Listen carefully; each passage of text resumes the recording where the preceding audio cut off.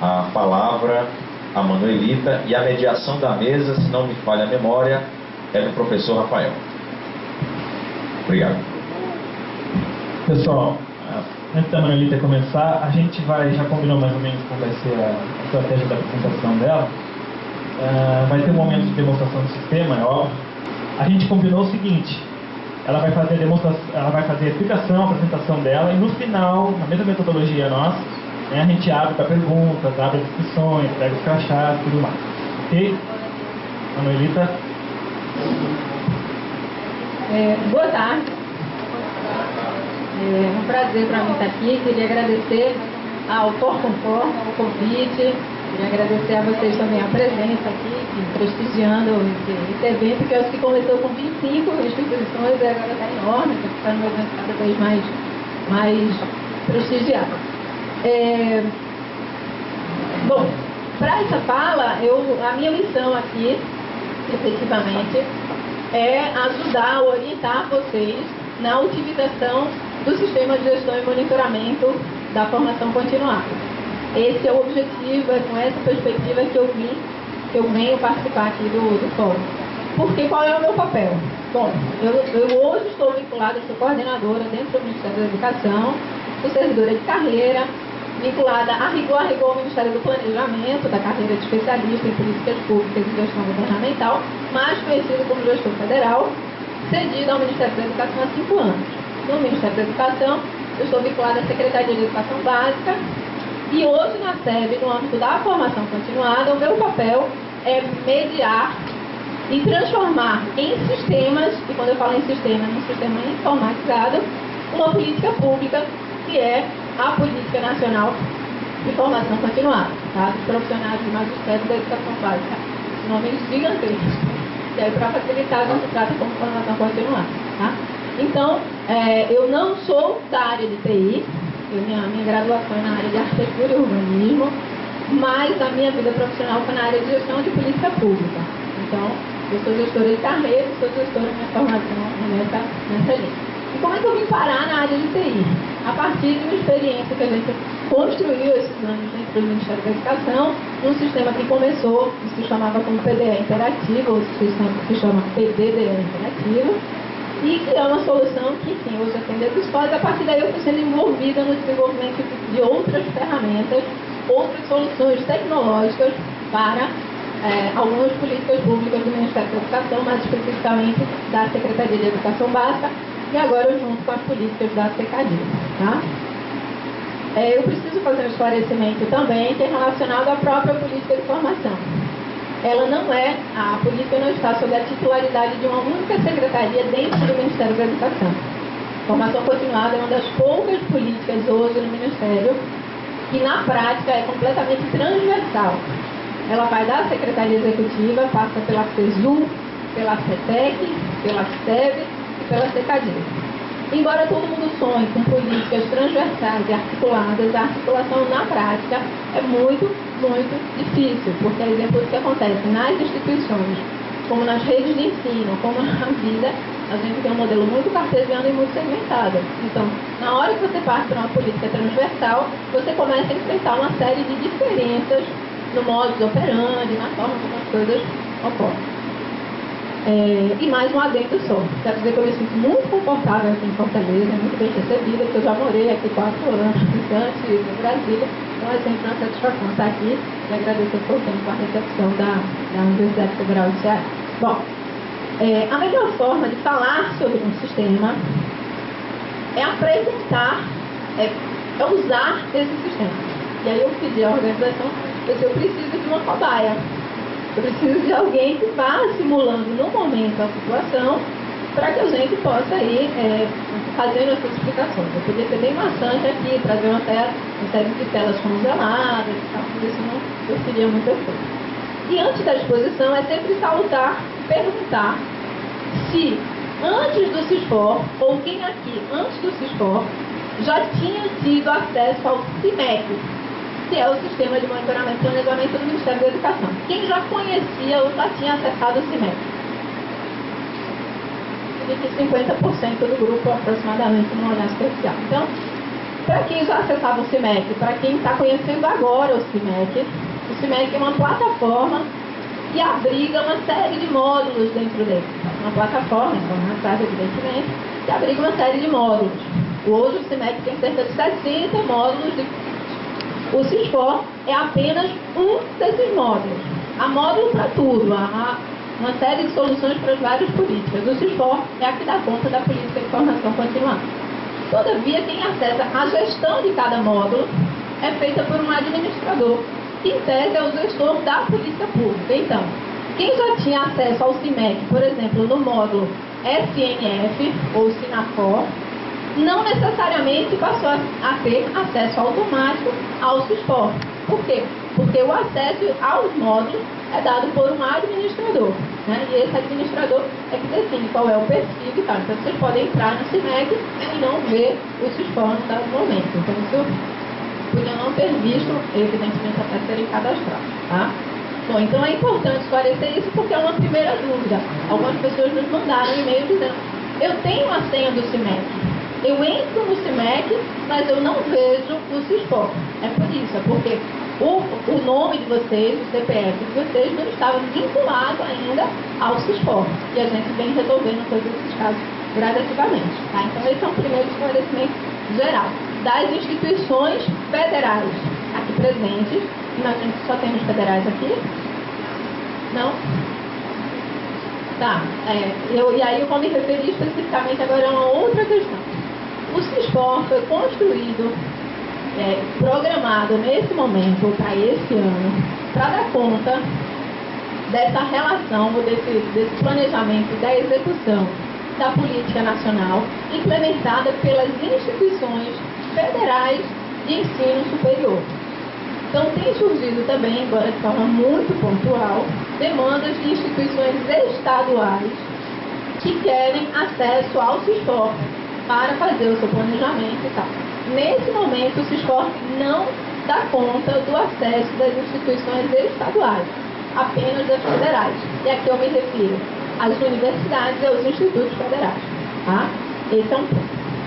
Um outro ponto que vem suscitando dúvidas e que merece um esclarecimento é: o CISFOR dá conta hoje, nessa fase atual que ele se encontra, do planejamento dos recursos orçamentários alocados na rubrica 20RJ, que foi uma rubrica criada especificamente para os recursos vinculados à formação continuada, recursos que tenham sido demandados pela SEB e ou pela CECADI.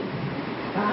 Então, o que foi feito dentro do sistema foi uma carga de informações sobre qual era o valor que a SEB tinha demandado dentro do orçamento e que a CECADI havia demandado dentro do orçamento e que foi efetivamente concretizado quando o orçamento foi aprovado. O que é que isso significa?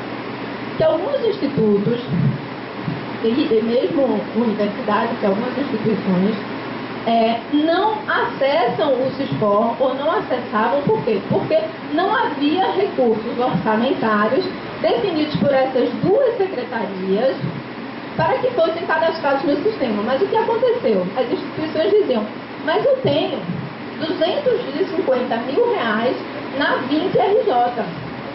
Eu tenho esse recurso. Só que na prática esse recurso foi parar nessa rubrica orçamentária por uma demanda que não foi nem da SEB, nem da CECADI. E aí vocês podem me olhar com um olhar estranho, eu não saberia explicar o porquê, mas uma das explicações que nos deram é: algumas instituições receberam recursos nessa rubrica orçamentária porque foram oriundas de emendas parlamentares ou de demandas da própria instituição para outras finalidades ou para uma finalidade específica no âmbito da formação. Ou seja, eu sei que ainda não está claro para vocês o que isso significa, eu vou voltar a essa explicação, mas o CISFOR hoje dá conta, portanto, das instituições federais que receberam recursos na 20RJ, recursos esses demandados ou pela SEB ou pela CECADI. Por que não a CESU e a CETEC? Porque essas duas secretarias não demandaram ao Ministério do Planejamento recursos nessa rubrica para esta finalidade. Tá? Vão surgir dúvidas, por favor, anotem, eu vou responder todas que eu puder, mas nesse momento cabe essa explicação mais geral, tá? E aí, então, partimos para uma exposição sobre o sistema, ok? Bom, o acesso ao CIMEC sempre se dá através do CPF e de uma senha particular. Então, por favor, professor, pode colocar esse CPF.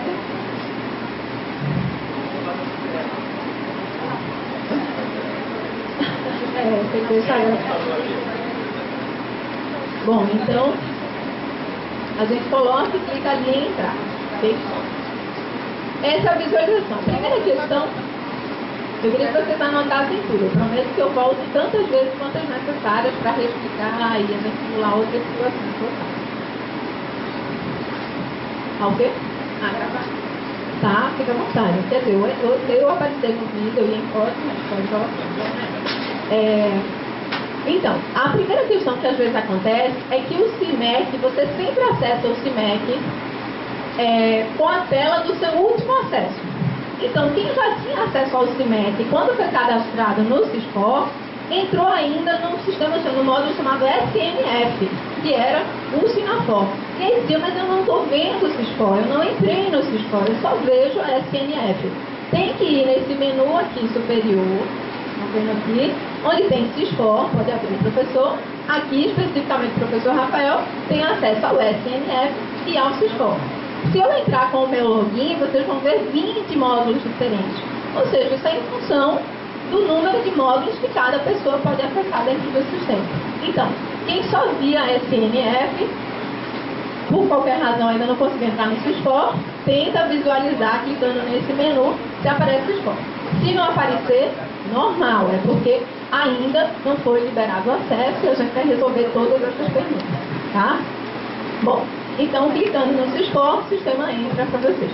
O que todos vocês visualizam é essa linha inicial e a chave para entrar, eu queria que vocês fossem se familiarizando com isso, porque doravante a maioria de vocês vai usar várias vezes aqui ao longo dos próximos anos. Vocês precisam, sempre esse ícone verde, localizado aqui do lado esquerdo, é um chamado botão de edição, é um botão para editar, ou seja, para fazer o que precisa ser feito, porque você só vê essa linha e esse ícone, e agora eu vou para onde? Então tem que clicar nesse botãozinho virar, tá?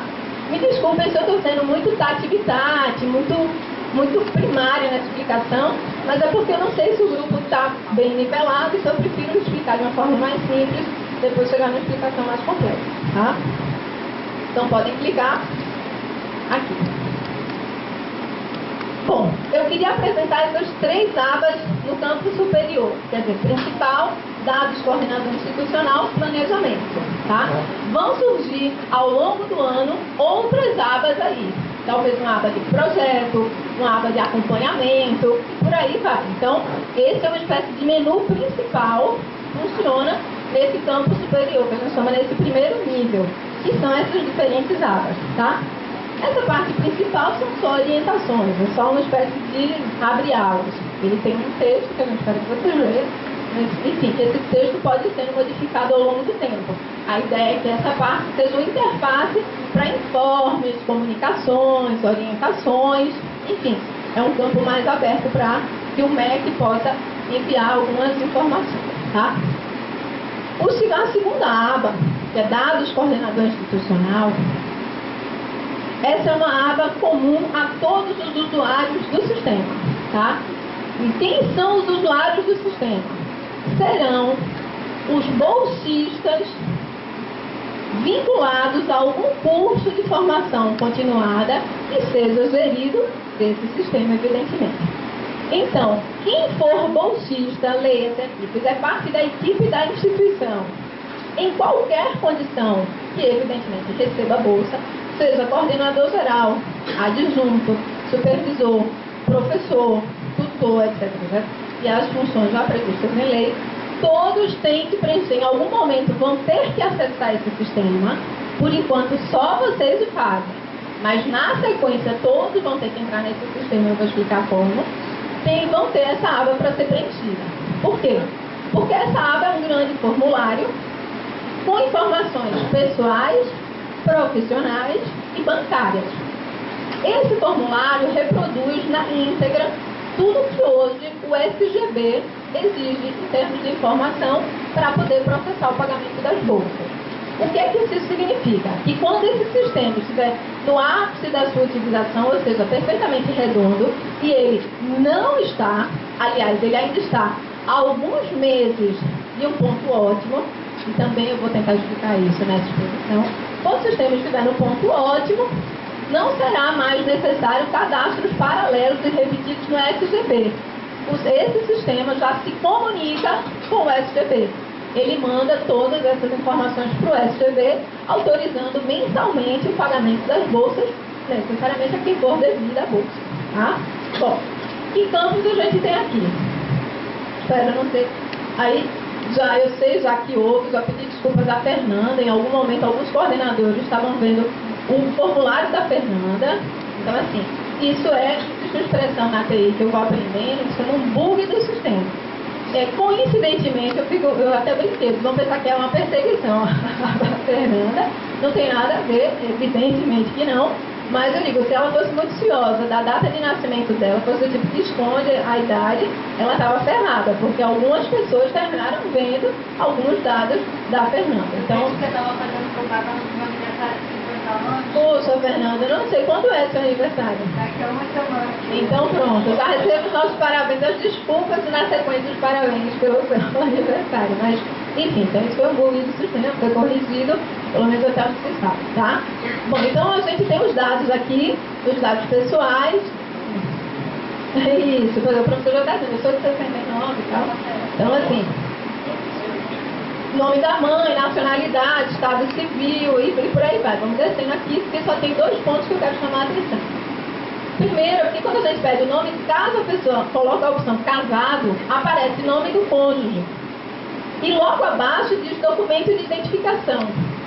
Já aconteceu de algumas pessoas colocarem o documento de identificação do cônjuge, porque as informações vêm na sequência. Então fica parecendo que a gente quer o RG do marido ou da esposa. E não é isso. A gente só quer o nome do cônjuge, só porque na hora de fazer alguns controles de batimento, como o título de eleitor, precisa do nome da mãe. Enfim, são alguns controles de veracidade da informação, mas não é o documento do cônjuge, é o documento de vocês. Tá? Pode descer, professor. Vai descendo, enfim, área de formação e tal, contatos, telefone. Esses campos onde tem assinalado esse símbolozinho vermelho à direita é um campo obrigatório.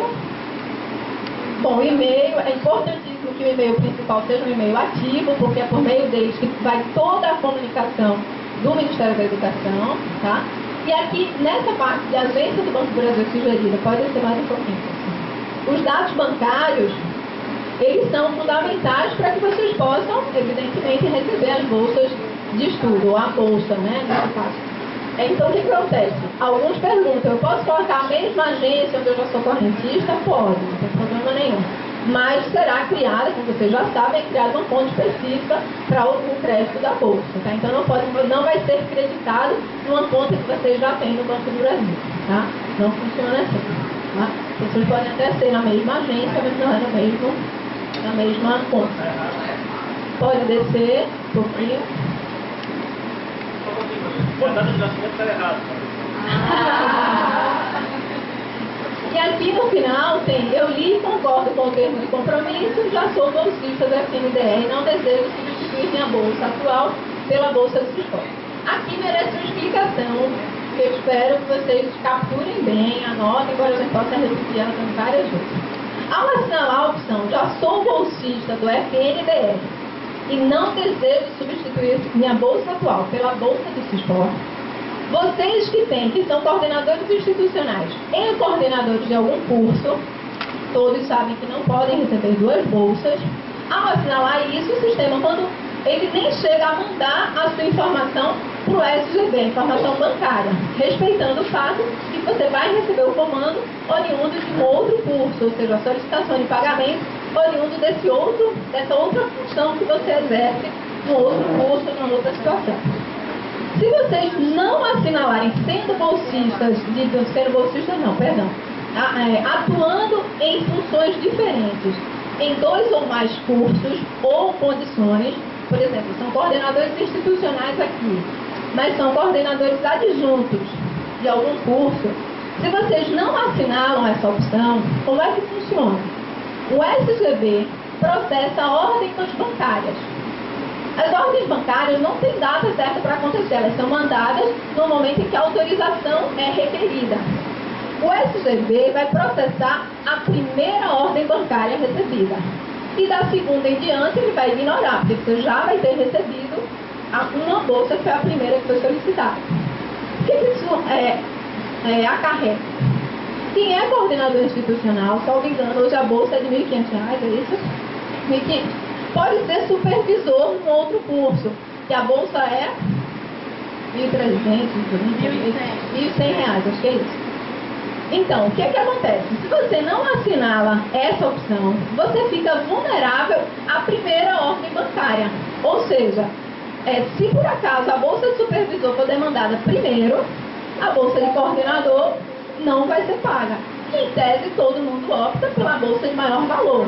De modo geral, a tendência é essa, que as pessoas optem pela bolsa de maior valor. Tá? Então, essa vulnerabilidade não é interessante na medida em que as pessoas têm uma preferência por um certo valor de bolsa, por uma certa função.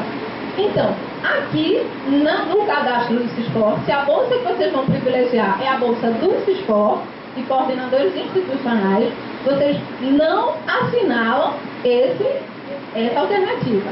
E no momento em que vocês forem cadastrados, que não forem cadastrados como supervisores desse outro curso, aí vocês vão ter que preencher de novo esse formulário, o sistema vai replicar algumas informações. Aí naquele outro formulário, vocês vão assinalar, já sou bolsista e não desejo receber. Sei que isso a princípio parece um pouco confuso, mais uma vez eu posso voltar a essa exposição se vocês quiserem, se vai ficar com alguma dúvida, tá? Mas o mais importante é ficar bem atento. Quem não tem 2 ou 3 funções, ou seja, não é coordenador ou exerce outra função em outro curso, isso não é um problema. Vocês não vão assinalar essa função. Só se já forem bolsistas e não queiram que a bolsa do SISCOR substitua a anterior, tá? E aqui é necessário anexar um arquivo que informe, que determine, ou que formalize o fato de que vocês são coordenadores institucionais daquela instituição. E futuramente, nas outras funções, como eu disse, todos os bolsistas vão ter que passar por isso. Num dado momento, todo mundo vai ter que anexar uma portaria. A CAPES, salvo o melhor juízo, ele processa as suas bolsas por um sistema, porque há uma dúvida, uma lacuna regulamentar sobre se é possível acumular bolsas. CAPES, FNDE, FNDE, FNDE, CAPES, CAPES e por aí vai. Hoje o que é certo é, bolsas amparadas pelo FNDE não podem ser acumuladas. Você marcou inadvertidamente aqui, porque também de alguns cursos da CAPES entram nessa regra, porque está na regra da formação, aí você a qualquer tempo pode entrar aqui e mudar qualquer dado. Esse formulário é um formulário aberto. Ele não fecha na hora que você salva. Ele fica permanentemente aberto. Inclusive porque pode acontecer o caso de que você hoje está numa condição e amanhã você está em outra, porque o curso da CAPES já acabou. E aí você vai aqui e assina. Então o formulário não fica fechado, ele fica aberto indeterminadamente. Bom, então nessa aba são essas informações, sempre lembrando de clicar no botão salvar. Parece um adendo idiota, mas não é. Não é incomum que eu preencha tudo e esqueça de salvar. Você tem que salvar, senão o sistema não grava, tá? Bom, e aí a gente vai finalmente, nesse momento, para a aba de planejamento.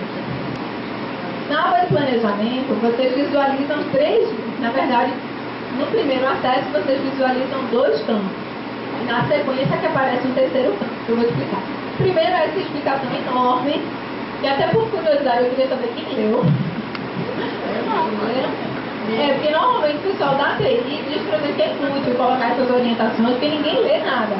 Então não adianta. Eu acho que adianta. Tem sempre algum que lê.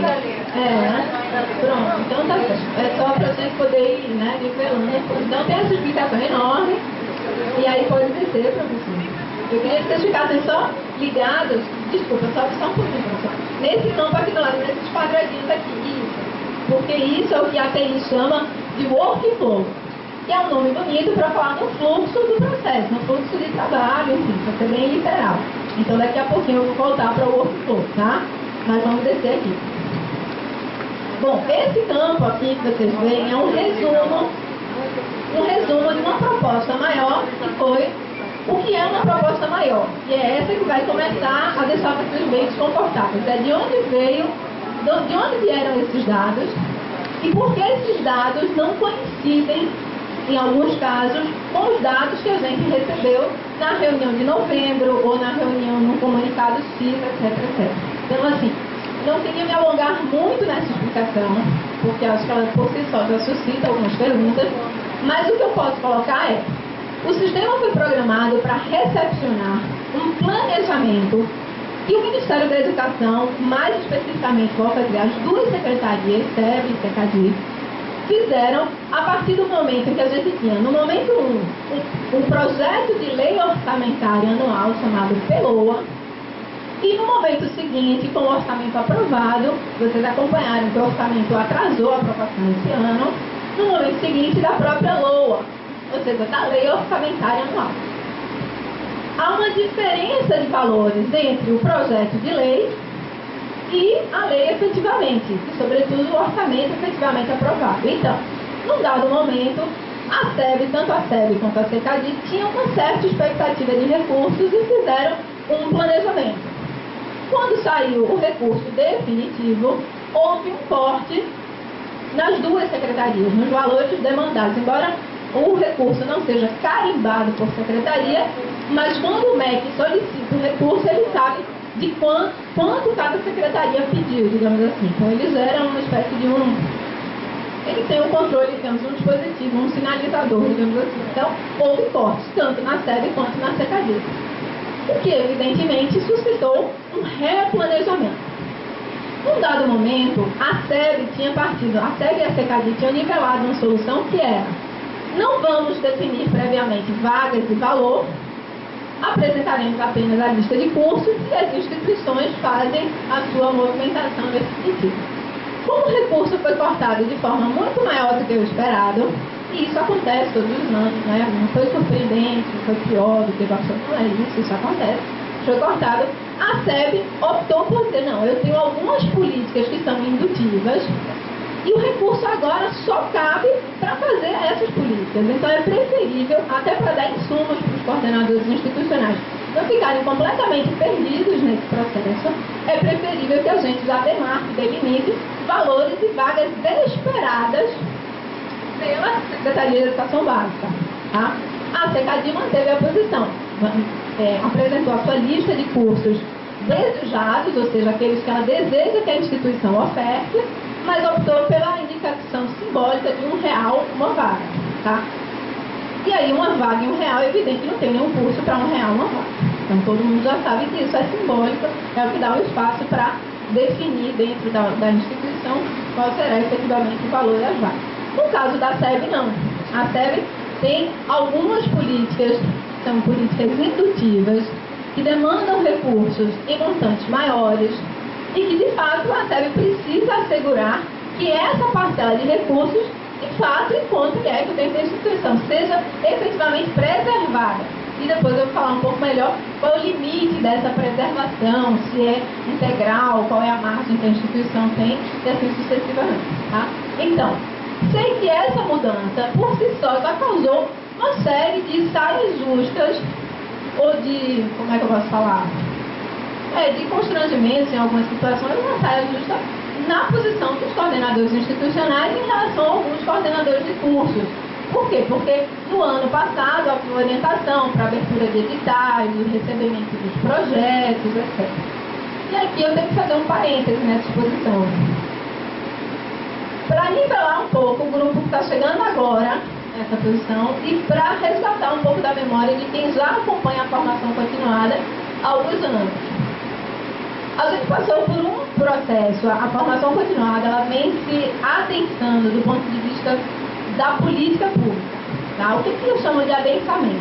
Ela vem se consolidando. Ela funcionava até alguns anos de forma bastante esparsa, muito pouco, não havia nenhum tipo de alinhamento claro, pelo menos para quem via de fora. E talvez até hoje não tenha tanto, mas ela começa a delinear mais um perfil. E o que era que acontecia naquele momento? Do ponto de vista operacional, o Ministério da Educação, através do FNDE, repassava recursos via descentralização. Algumas secretarias faziam editais de chamada para compor uma rede para oferta de um determinado curso. Outros cursos eram consolidados a partir de redes de pesquisa que já existiam. E a Renafor teve um papel muito importante nesse processo, alguns anos atrás, porque foi consolidando grupos de pesquisa e os cursos iam surgir e aquelas instituições foram se formando no âmbito de diferentes cursos, redes de instituições ofertantes. No momento em que a política começa a ganhar mais espaço, que a política de formação continuada, e que se busca o aprimoramento dos processos, um dos gargalos encontrados era o problema da descentralização. Ou seja, além de ser caótica essa distribuição, a gente não sabia como ela funcionava, não raro, como acontece ainda hoje, a mesma instituição ofertava 5, 10, 15 cursos, os coordenadores de curso não se conheciam, a instituição, no âmbito das suas reitorias e pró-reitorias, também não conheciam, porque isso estava muito disperso entre diferentes núcleos ou centros, etc. E a política era dispersa no âmbito do Ministério e no âmbito das instituições. Esse movimento recente, que passou por várias fases, eu vou me deter apenas num desses processos, no que tanto a questão dos recursos orçamentários, saiu de um modelo descentralizado, e quem participou disso sabe o quão oneroso isso era, o tempo que se levava, até se aprovar um projeto, e o FNDE começar a fazer um pagamento, etc., para um modelo de alocação orçamentária prévia. Ou seja, o MEC destina o recurso, informa no sentido de, eu agora vou usar um termo mais tranquilo, porque acho que informa parece muito importante, mas enfim, o MEC apresenta a política e diz à instituição, olha, eu aloquei esse valor, considerando uma demanda construída junto às redes e na perspectiva da política pública, e a gente gostaria que vocês executassem a política nesse desenho e nesse formato. Tá? Hoje é o estágio que ele se apresenta. As instituições já dispõem do recurso orçamentário, alguns, acho que a grande maioria ainda não tem o financeiro, pelo menos o MEC não tem o tal do financeiro ainda, que acho que só aparece agora em abril. Vai ser assim, abril, caixa, vai ser abril para... Mas enfim, então, as instituições agora dispõem desse recurso e a gente precisava desse interlocutor dentro da instituição que permitisse dar uma certa coesão. E quando eu falo em coesão à política, é no sentido da gente ter uma interlocução mais clara, saber quem são, ter uma posição mais clara da instituição, que esse ator pudesse fazer essas articulações entre os diversos grupos e núcleos e cursos, na perspectiva do aprimoramento da política, que tem uma pauta gigantesca, que é muito, mas muitas vezes maior do que essa fase de planejamento. Por quê? Porque os cursos têm em comum as mesmas dificuldades de execução orçamentária. Conversando com coordenadores de curso, eles enfrentam os mesmos problemas. As articulações com as secretarias de educação, os processos de matrícula, as compras, as contratações de apoio administrativo, o apoio técnico, a realização de eventos, diárias, passagens. Então, há pautas comuns a vários coordenadores de curso, para falar das questões só operacionais, sem ainda nem entrar nas questões de ordem pedagógica, que são outros debates, até que ponto a política, de fato, é convergente com aquilo que a própria instituição avalia e considera mais pertinente, ou que é mais de acordo com a sua territorialidade, porque às vezes é uma política que pode chegar lá em Rondônia de uma forma completamente diferente do que seria em Santa Catarina, por exemplo. Então, há uma pauta enorme para ser discutida. E aí é nesse cenário também que surge o coordenador institucional, ou seja, esse articulador dentro da instituição, esse mediador também entre a política que a instituição tem e já vem perseguindo, né, e entre a política pública, a política nacional que o Ministério da Educação deseja que aconteça. E aí eu sei que vão surgir perguntas sobre a questão da autonomia relativa, total, etc. Eu vou tentar ajudá-los nessa reflexão. Eu não tenho resposta para todas as perguntas e não tenho autoridade nesse fórum para responder as perguntas que de fato extrapolem esse entendimento. Isso é só uma explicação para situá-los nesse contexto, assim, que ponto a gente chegou e por que a gente chegou aqui, né? Você falou desse elemento institucional, você está se referindo à coordenação do conselho do show, porque mediador institucional é quem é esse sujeito, claramente. Então eu vou situar, são vocês, coordenadores institucionais, tá? A ideia é que, e aqui eu não quero usar um sinônimo, como se mediador fosse mais ou menos nada. É só para saber que esse sujeito que você está falando. Esses sujeitos são vocês, foi isso que eu falei. Nesse cenário surgem as coordenações institucionais, os coordenadores institucionais, como esses mediadores. Então, alguns de vocês nesse espaço, nesse momento aqui, estão chegando há muito pouco tempo. Alguns, inclusive, eu sei de casos em universidades, instituições, que passaram por 6 convites diferentes, assim, que várias pessoas recusaram, não queriam, assim, as pessoas se esquivando um pouco dessa função, e aí vocês foram pegos no laço, praticamente, e convencidos, ou por relações pessoais ou profissionais, a aceitar esse desafio. Mas chegam ainda numa fase em que os processos e as decisões estão sendo construídas. Tem que conhecer a política antes, tem que se apropriar desse processo, para ter um pouco mais de tranquilidade nessa fase. Porque há legitimamente uma grande ansiedade para se resolver todas as coisas e tal.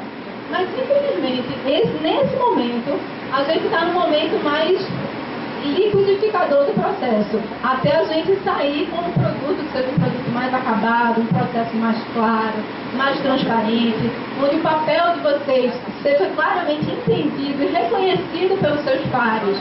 Os coordenadores de cursos também, que são professores como vocês.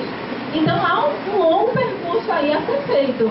E a gente precisa ir construindo, digamos, esse diálogo, reconhecendo alguns erros, dando alguns passos atrás, para poder avançar mais passos à frente nesse processo. Tá? Então é nesse sentido que eu faço, portanto, essa exposição.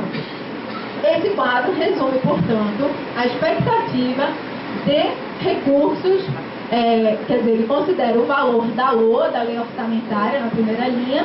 Na segunda linha, a proposta do MEC, como vocês podem ver no caso aqui do Instituto, a SEB deixou um saldo zero, ou seja, a SEB destinou, já definiu previamente em que cursos a gente esperava ou espera que o Instituto para quais cursos a gente gostaria, que cursos a gente gostaria que o Instituto ofertasse e em que valores aproximadamente, tá? Aproximadamente lei. Nesse caso foi batido, saldo zero, tá?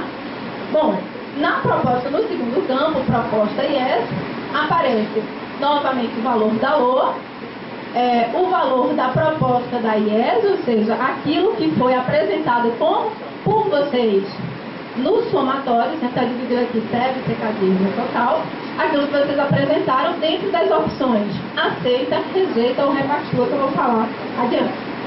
Então, e finalmente aparece um campo chamado outros cursos e atividades, que são eventos, digamos assim, ou atividades mesmo, ou cursos, que a instituição espera ofertar, entendendo que ela também é convergente com a política nacional de formação continuada. E aqui, necessariamente, eu tenho que fazer uma adendo. Voltando exatamente para o ponto que eu tratei. A rubrica 20RJ, ela tem uma destinação muito, muito específica. E ela não significa que todos os cursos de extensão, outros cursos que a universidade queira apresentar, estão restritos a essa rubrica. Essa rubrica, ela vem com o DNA da Política Nacional de Formação Continuada. Então, ela não é uma rubrica de livre movimentação, no sentido de dizer, não, a gente não quer fazer nada do que o MEC espera, e a gente vai usar todo esse recurso para fazer outras coisas, que legitimamente são importantes, são coerentes, mas que nesse momento não conversem com a política nacional. As instituições continuam tendo recursos para a implementação dos seus cursos, assim como é até a criação dessa rubrica. Ela foi criada especificamente com essa finalidade. Então ela traz no seu DNA essa marca, que é a marca da Política Nacional de Formação. E aí qual é o espaço que a gente tem para tratar em cima disso, que eu vou tentar explicar agora. Pode ser, professor. Então, nesse segundo quadro, portanto, tem os cursos propostos pelo MEC.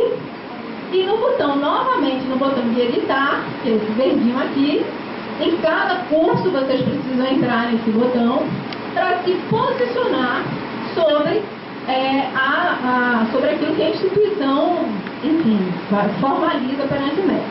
Se ela aceita ofertar aquele curso por aquele valor, naquela quantidade de vagas, se ela rejeita ofertar aquele curso naquele valor para aquela quantidade de vagas, ou se ela propõe uma repactuação, onde ela diz: eu aceito ofertar esse curso, mas por um número de vagas diferente e ou por um valor diferente do que está proposto, tá? Então, há essas três possibilidades dentro do sistema. Você pode clicar, professor?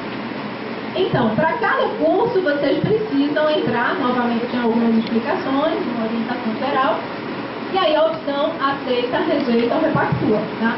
Se rejeita, o sistema replica o zero, traz zero para vaga e zero para valor, porque rejeitou integralmente, e pede uma justificativa, tá? Então aqui está, o MEC não realizou contato prévio para pactuar essa formação. Se vocês aceitam, pode clicar em aceita, professor, por favor.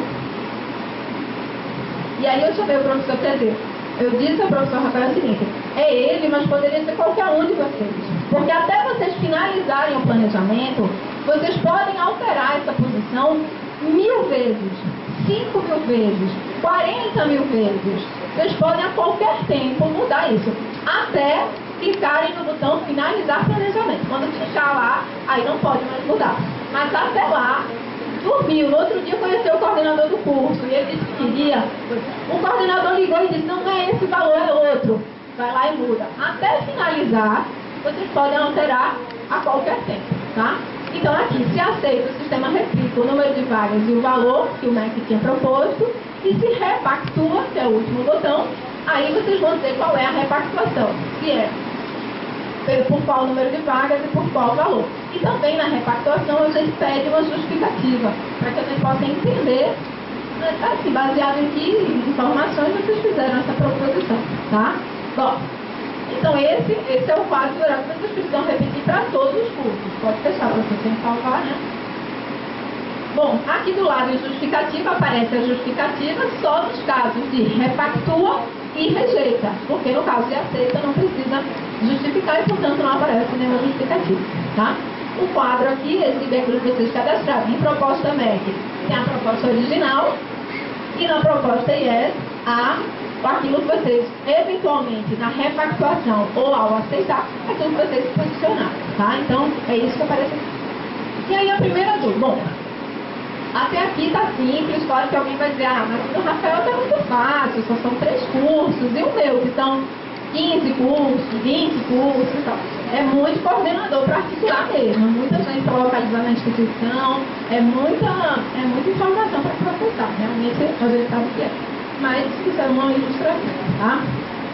Depois que vocês se posicionam sobre todos os cursos da proposta do MEC, dizendo aceito, rejeito ou repactuo, o sistema exibe esse outro campo, cursos propostos pela IES. Somente quando vocês se posicionam sobre todos os cursos, esse campo abre. Foram vários e-mails dizendo: eu não vejo a parte de cursos propostos pela IES. Eu não vejo. E aí eu só vou reforçar. Para visualizar essa parte, cursos propostos pela IES, precisa ter respondido ou assinalado uma posição para a proposta do MEC. Mesmo assim, vocês a qualquer tempo podem ir na proposta do MEC e alterar. Então, no limite, quem tem mais vivência com o sistema, até para os coordenadores que não se manifestaram, vocês já podem colocar uma posição para poder abrir esse campo. E quando o coordenador for lá e se manifestar, você altera a posição dele, entendeu? Então, algumas instituições estão esperando o último coordenador se manifestar para colocar a posição, para depois ver essa parte. Ou seja, vocês estão consumindo um tempo enorme esperando 1 ou 2 ou 3 coordenadores que ainda não falaram. Então, vocês vão lá, põem uma posição, qualquer uma que vocês queiram, aceita, rejeita ou repactua. A princípio, o sistema abre, vocês fazem o preenchimento dessa aba se houver essa demanda, evidentemente, e quando esse coordenador se manifestar, vocês vão lá e alteram, editam, portanto, essa informação que ele deu. Tá claro até aqui? Tranquilo? Mas se não tiver, anota, que eu vou explicar. Bom, nos cursos propostos pela IES, vocês têm 3 possibilidades. Cursos do catálogo MEC, cursos fora do catálogo e outras atividades. Eu esqueci de explicar o terceiro ícone aqui, que é essa impressorazinha. Boa parte dos coordenadores institucionais, com razão, não conhecem os cursos, ou não conhecem todos os cursos. Então, querendo conhecer mais informações sobre o curso, clica na impressora e o sistema vai abrir um formulário, que é um formulário que hoje está no catálogo de cursos, que é um módulo do CIMEC que só o MEC utiliza, porque ele é um grande formulário, não faria sentido, ele não é editado por ninguém que não sejam as equipes do próprio Sistema de Educação. Aparecem os dados gerais do curso, objetivo, etc. Então, acho que isso ajuda alguns de vocês a conhecerem melhor esses outros cursos. Às vezes você só vê o nome, mas não faz nem ideia do que o curso vai, a carga horária, não fazem ideia do que é, tá?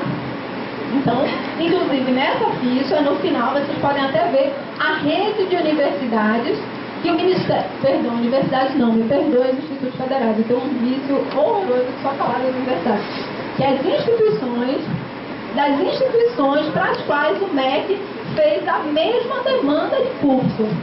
Ou seja, vocês conseguem conhecer qual é a rede de instituições que está sendo convidada a ofertar aquele curso em 2014. Tá? Então, até então, esse íconezinho impressora, ninguém dava valor a ele, achava uma grande chatice, mas ele tem informações que podem enriquecer o tipo de informação que vocês têm.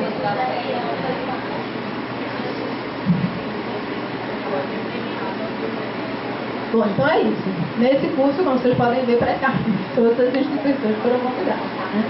E aí depois eu posso até fazer uma explicação específica sobre esses cursos, alguns da educação integral, por que o número de vagas ficou tão pequeno. Em alguns casos tem 9 vagas, R$30 mil, são valores muito pequenos, e vagas, na verdade, a educação integral tinha 3 ofertas e resolveu colocar as 3 para todas as instituições, na expectativa de que no remanejamento ela ofertasse pelo menos 1 ou 2.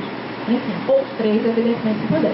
Mas depois eu explico se for necessário. Pode fechar, professor. Bom, então, voltando para cá, nos cursos propostos pelo MEC, o princípio é o mesmo. Vocês clicam, por exemplo, curso do catálogo MEC, o sistema vai exibir a lista de cursos com a impressorazinha do lado, no campo, quantidade de vagas, valor que vocês acham que precisam ou que imaginam que é necessário dentro do recurso orçamentário, o valor outras, e recentemente, e aqui eu quero dizer que é muito recentemente, e eu precisaria olhar para os meus colegas da Secadilha, surgiu uma outra coluna essa semana chamada Curso Aprovado em 2013. Por quê? Vamos lá, essa explicação. Aqui está claro para vocês que precisa assinalar essa caixinha do lado para dizer qual é o curso, tá? Vocês vão dizer qual é a quantidade de vagas, o valor de recursos orçamentários necessários e o que são o valor outras, Mandelita. Valor outras são outras fontes. Por exemplo, há cursos que têm parcerias com organismos internacionais e que utilizam recursos para sua implementação. Há cursos que utilizam ainda recursos que foram empenhados, passados para suas fundações, e há um resto de recurso lá que pode ser utilizado nesse curso. Então, outras é tudo que não diga respeito a recurso orçamentário desde 2014. Tá? Mas aí tem que ser todo rejeitado, todos os cursos. Para chegar nessa tela daqui, repetindo, voltamos lá para cursos propostos pelo MEC, nos posicionamos sobre todos os cursos, todos necessariamente, sobre todos os cursos, seja aceitando, rejeitando ou repactuando. Tem que, se tiver um no meio do caminho que foi esquecido, não vai, tá? E em seguida é que aparece essa parte, cursos propostos pela IES. Tá? Mas eu teria ficado se eu rejeitar tudo aqui agora. Isso, exatamente. Aí vai aparecer essa tela, tá?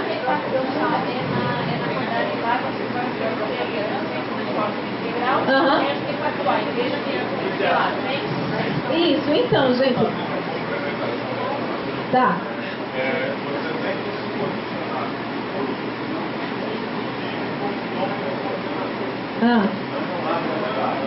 Não, o nome do coordenador não.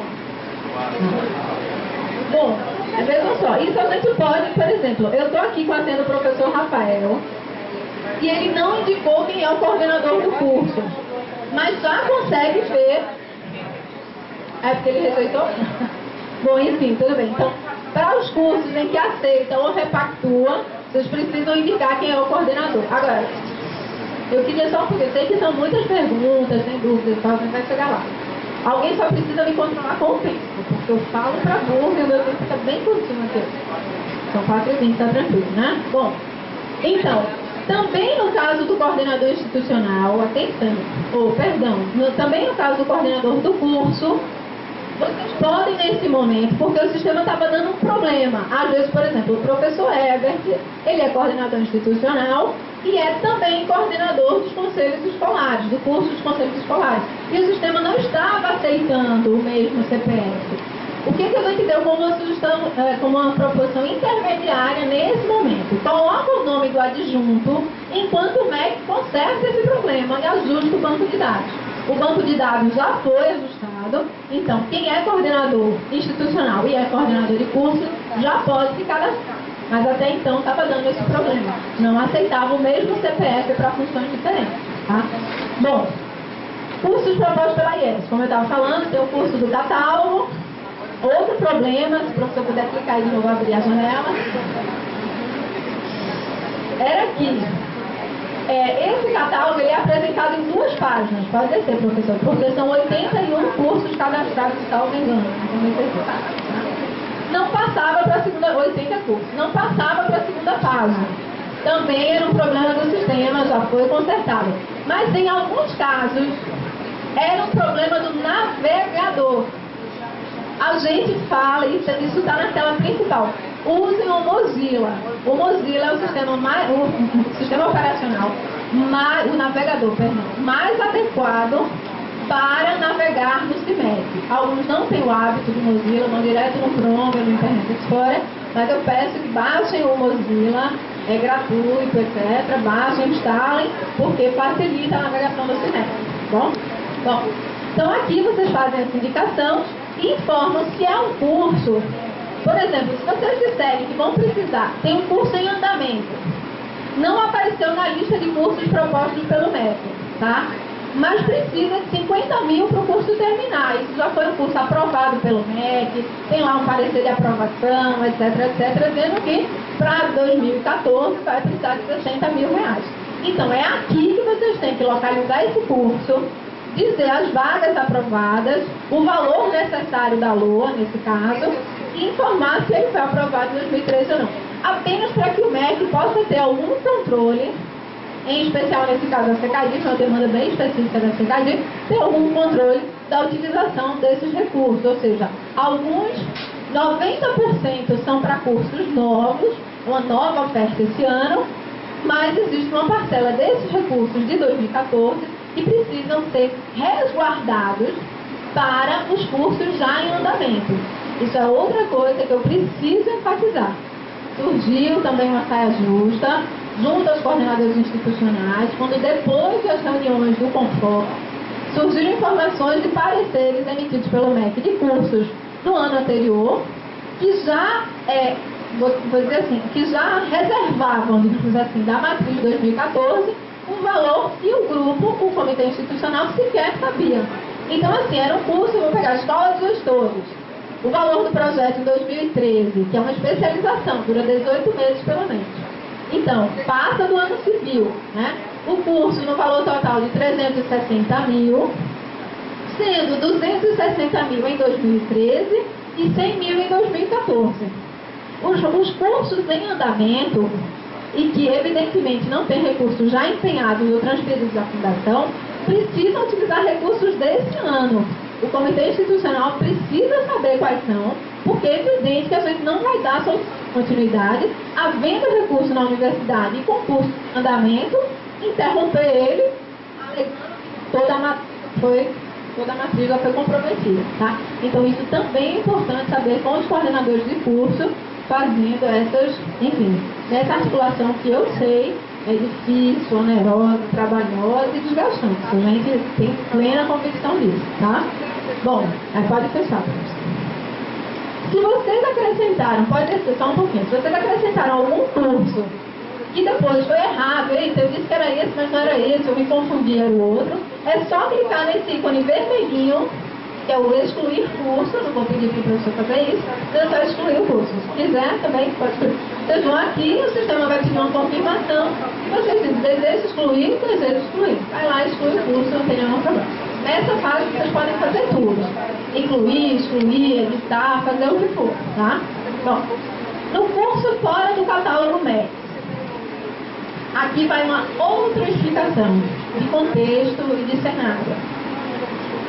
Isso foi uma demanda apresentada muito claramente pelo FOR-Confor, na verdade, por esse espaço aqui, pela presidente do FOR-Confor, mas também atendendo a uma reivindicação de todos vocês, enfim, de todas as instituições.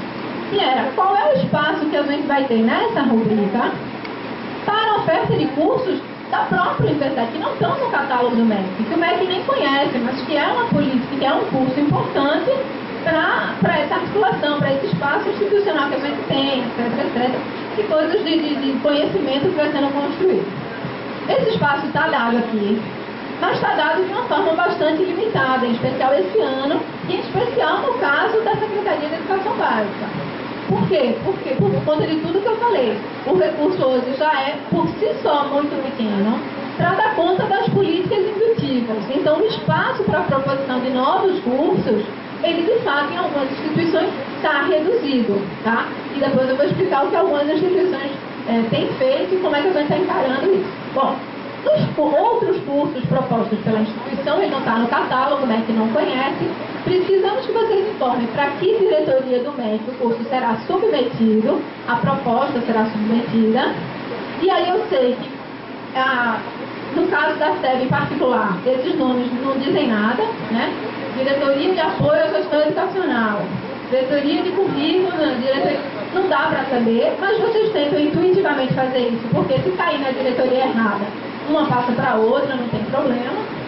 No caso isso é mais literal, porque o nome da diretoria já traz um pouco a política, digamos assim, tá? Então, vocês definem a diretoria, indicam qual é o nome do curso, vai colocar curso teste aí, não tem problema. Vocês fazem uma breve descrição desse curso, e aí breve mesmo, são 1000 caracteres, é uma descrição bastante sucinta, para colocar teste, também se quiser escrever aí.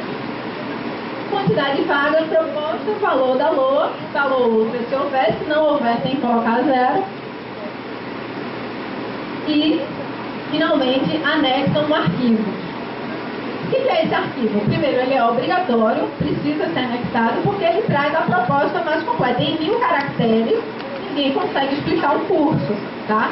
No documento, nesse arquivo, a gente espera que tenha uma explicação mais rica, digamos, do que a proposta, a ementa do curso, os fundamentos metodológicos, enfim, informações que não são padronizadas, vocês podem encaminhar da forma como vocês entenderem que é suficiente para que o MEC também possa entender essa proposição, tá? Bom. Mas não é o projeto ainda. Alguns podem até usar o modelo de PTA se quiserem. Não sei quem fez esse comentário para vocês, não. Ah, tá. Isso, quem quiser usar um modelo de projeto, já mandar algo mais complexo, mas o que eu quero esclarecer é esse documento para o MEC não é o projeto, ele é só uma explicação. O projeto vai ser todo cadastrado nesse sistema, ele não é um documento, um Word anexado ao sistema, ele é cadastrado no sistema. Então, mesmo que vocês mandem um projeto, para a gente ele não é um projeto, ele é só uma explicação do curso. Eu só quero deixar isso bem claro para não gerar uma expectativa de dizer, eu já mandei o projeto, eu tenho que cadastrar? Tem. Vai mandar o documento e na fase do projeto cadastro efetivamente. Tá? Bom, vai lá, clique em novo, se depois editar, vai lá e salva, se quiser cancelar, desiste tudo. E finalmente entra o campo outras atividades. Tá? Outras atividades, mais uma vez, isso foi explicado na última reunião que tivemos com a presidência do FOR-Confor. Isso também é uma tentativa de atender a essa demanda por algumas atividades acessórias ou atividades complementares à política de informação que o Confor realiza, demandado pela CECADI, às vezes, através de seminários. Você pode anotar a pergunta? Pode ser?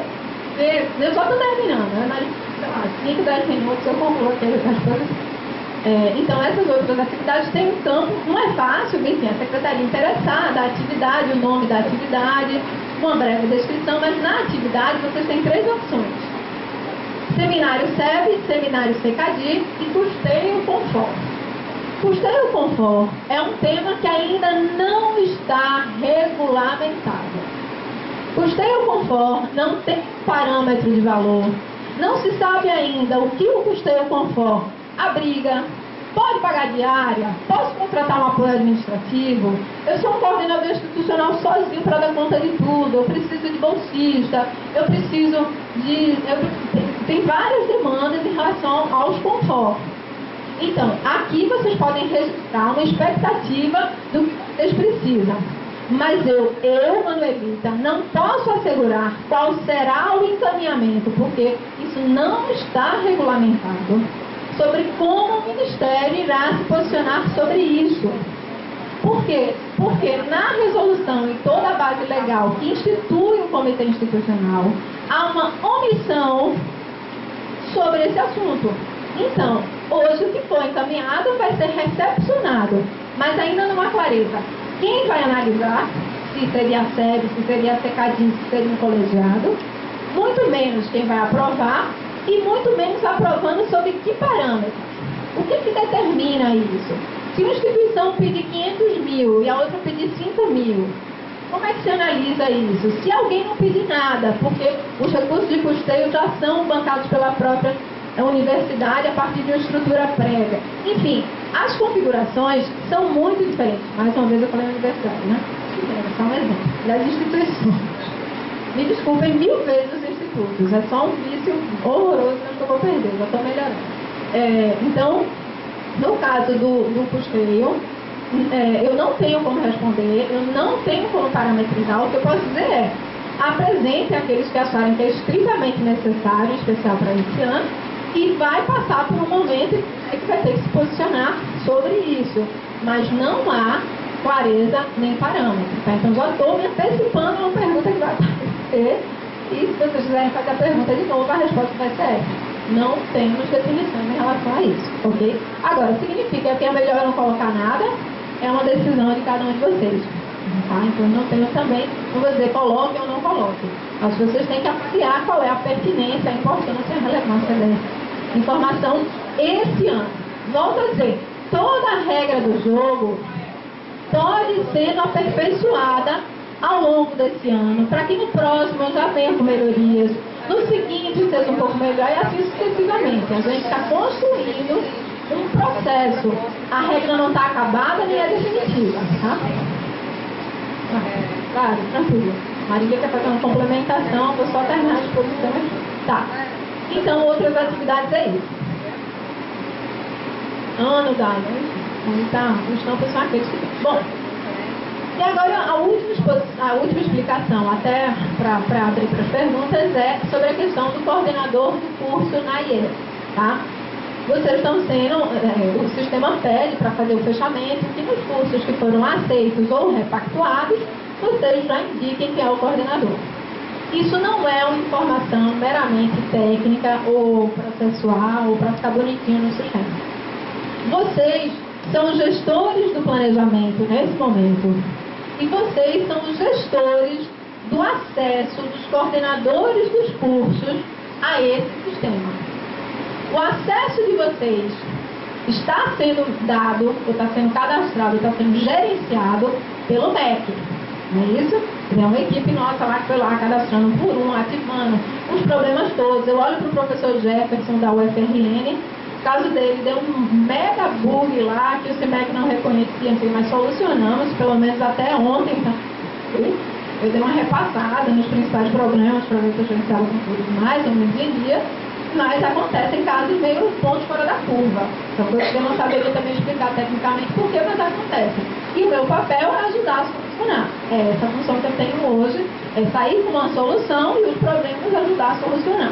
Tá? Bom, então, o caso do coordenador do curso é Quando vocês cadastram ele no sistema e enviam a proposta para o MEC, esse coordenador passa a ter acesso ao SISCOR.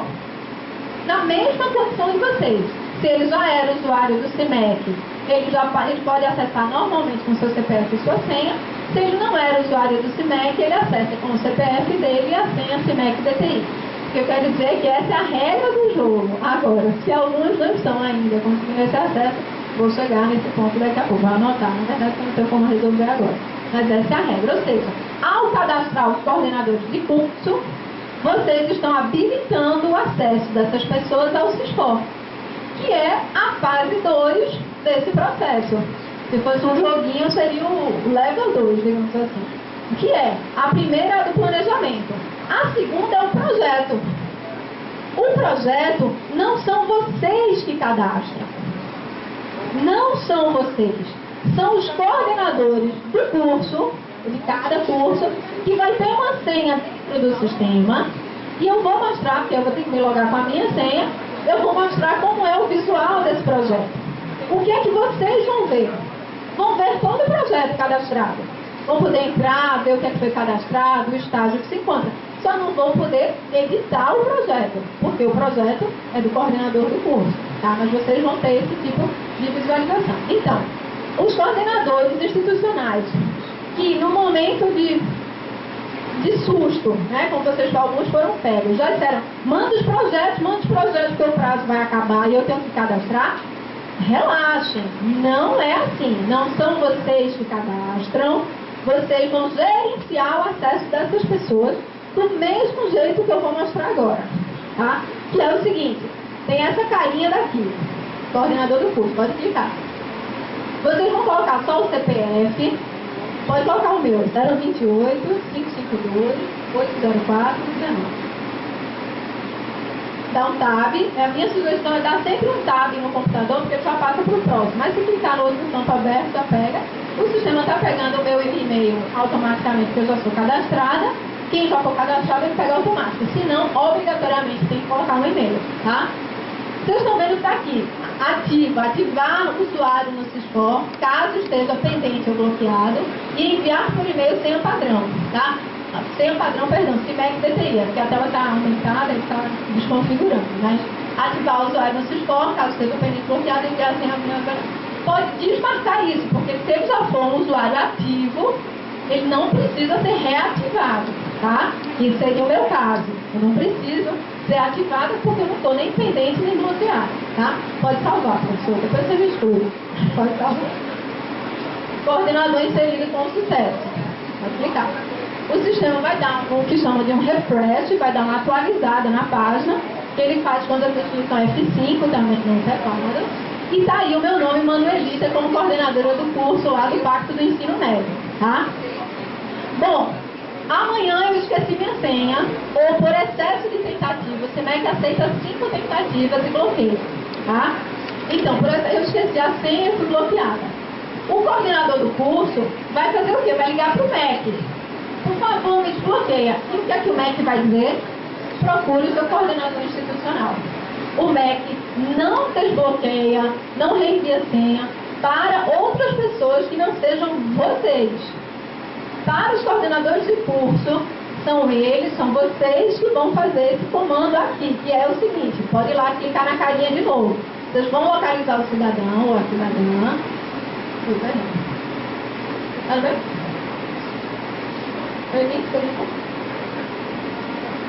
Vamos tentar outro então. É ótimo que o CIMEC dá erro na hora da apresentação, aí ajuda bastante, depois fica só ligado. Tá, tudo bem, né? Então eu vou tentar com a minha senha fazer isso depois. Mas enfim, teoricamente, quando vocês clicam na carinha, aparecem os mesmos dados daquele coordenador e uma senha. Aí sim, reativar o usuário usando a senha padrão CIMEC DTI, tá? Trocou o coordenador do curso, não é mais o professor Rafael, agora é o professor Everett. Vocês vão nessa carinha, clicam no botão chamado remover coordenador do curso, o sistema vai fechar a tela, vocês clicam de novo no curso e cadastram um novo. Então, lamentavelmente eu vou tentar. Então, uma tentativa aqui com a minha senha pode ser que ajude. Tá? Bom, então, essa fase do coordenador do curso é importantíssima. Ele fez, infelizmente ele fecha a tela, ele não sobrescreve. Ele pede que você primeiro remova, aí fica em branco, aí você entra de novo e cadastra. Então, isso aqui é uma burrice, eu já pedi para eles ajustarem, mas enfim, uma limitação lá. Uma limitação não, foi só mal programada mesmo, mas se puder, melhor aí, tá? Bom, Porque a nossa equipe programar o que eu não entendi nada. então, é sobrescrever o nome do coordenador. Pode colocar assim que eu acho que eu entendo. Bom, então, terminado todo esse processo de se posicionar sobre os cursos, eventualmente acrescentar uma demanda específica da instituição, indicar os coordenadores, só evidentemente para os cursos aceitos ou repactuados, porque para curso rejeitado não tem que colocar o coordenador, que não tem, aí vocês vão para aquele quadradinho que eu falei, que é o workflow. E antes disso eu queria só que Marília, que quer fazer É bem rápido, Manuelita. É só fazer um esclarecimento de que existe uma expectativa bem clara de que esses seminários que aparecem em atividades sejam seminários temáticos da incidência dos conteúdos tratados na educação continuada na formação inicial. E por que eu faço essa ressalva? Porque às vezes existe a expectativa, por exemplo, de fazer um seminário sobre gênero e diversidade. Um seminário sobre gênero e diversidade não precisa ser cadastrado aqui, porque ele vai utilizar de recursos do curso. Então, esse seminário cadastrado aqui, ele é um seminário específico e a expectativa é que seja a incidência dessas temáticas na formação inicial.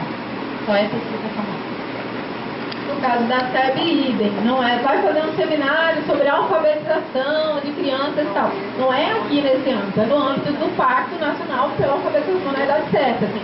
Os seminários que cada curso promove continuam acontecendo normalmente na forma programada. Esses seminários que aparecem em outras atividades são seminários mais transversais, para discutir a política, a incidência nas licenciaturas, na formação inicial, no bacharelado e tal. Então, foi ótimo por ter explicado isso. Depois eu pulo as partes assim. Bom, então, descendo mais uma vez, pode descer, professor, só para ver, porque acho que ficou alguma coisa aí em branco. Eu vou tentar. Não ficou, né? Que ótimo. Adoro isso. Aqui, nesse momento, depois que ele finalizou essas proposições, as indicações, aqui esse botão finalizou. Por favor, informar se os cursos do catálogo MEC foram aprovados. Isso, então. Isso é coisa importante, foi ótimo ter acontecido isso. Quando vocês não enxergarem o botão, antes de se desesperar e mandar, não estou conseguindo finalizar o planejamento, passa o cursor por cima. E ele vai dizer qual é a pendência. Entendeu? Vai dizer, coordenador do curso não foi indicado, valor não sei o que não foi informado, tá? Então, assim, só para não gerar o pânico. Eu digo isso porque isso está sob a gestão da minha equipe, que é ínfima, para dar conta da caixa de e-mail de 5 sistemas diferentes, que tem mais ou menos uns 600 mil usuários. Então, assim, a gente tem um call center, evidentemente, mas o call center não dá conta disso. Então, assim, tudo que a gente puder poupar de explicação antes do e-mail desesperado, sempre ajuda muito, muito, muito. Assim. Então, tá. Oi. Aqui a informação que está aparecendo. Por favor, informar se os cursos do catálogo MEC foram aprovados em 2013.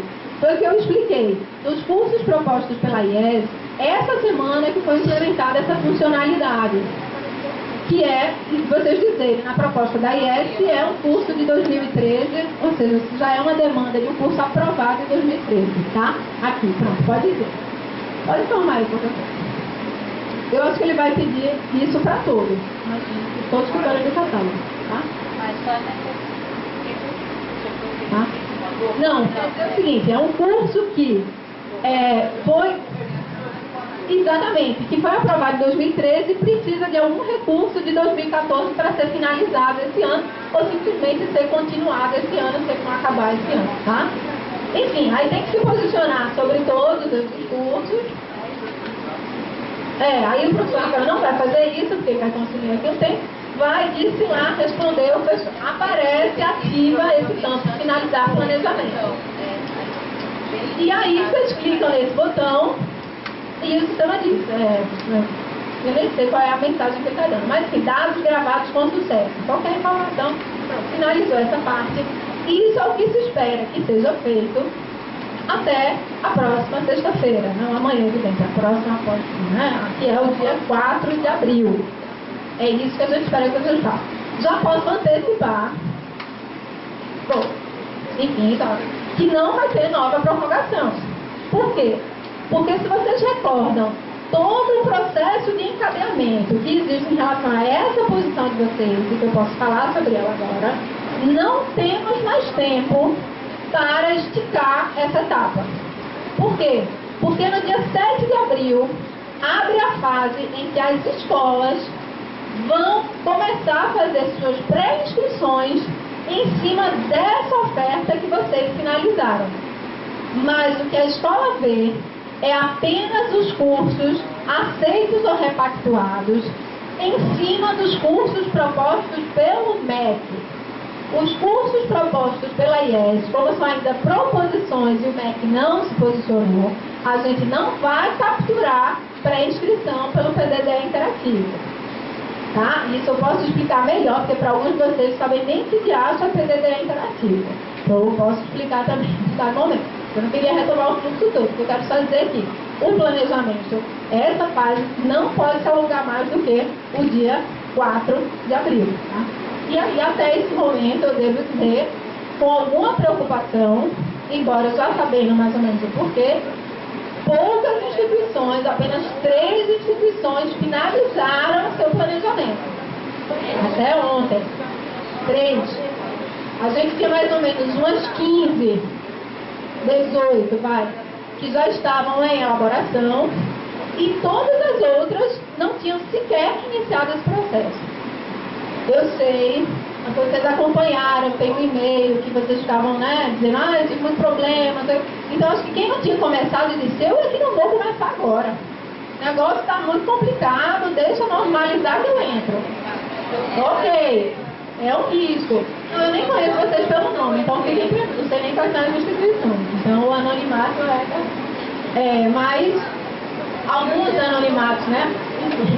Então, o que é que eu quero dizer? Tudo bem, vocês estavam esperando essa reunião, é super legítimo, acho que a reunião traz alguns esclarecimentos, mas todo o sistema, sobretudo no caso desse, vai apresentar alguns erros de programação.